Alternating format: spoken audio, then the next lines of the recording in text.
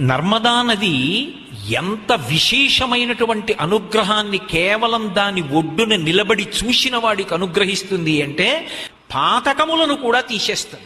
పాపములు వేరు, పాతకములు వేరు. ఈ రెండిటికి ఒక సున్నితమైనటువంటి భేదం ఉంటుంది. పాపమునకు ఒక లక్షణం ఉంటుంది. పాపము మనిషిని పడగొట్టేది. పాపం అనుభవంలో పోతుంది. జన్మలోనో ఎక్కడో అనుభవిస్తాడో ఆ పాపం అక్కడతో పోతుంది.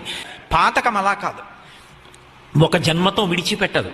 ఒక్కొక్కచో కొన్ని కోట్ల జన్మలు దాని యొక్క ఫలితాన్ని అనుభవించవలసి ఉంటుంది. అటువంటి పాతకములకు అరి అంటే శత్రువు. ఎలా? వెళ్ళి స్నానం చేస్తే కాదుట, నర్మదా నది ఒడ్డున నిలబడి ఒక్కసారి నర్మదా నది ప్రవాహం వంక చూసి ఒక్క నమస్కారం చేసి వచ్చేస్తే చాలు.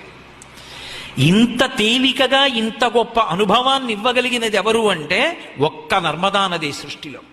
అందుకే నర్మద నర్మదయే.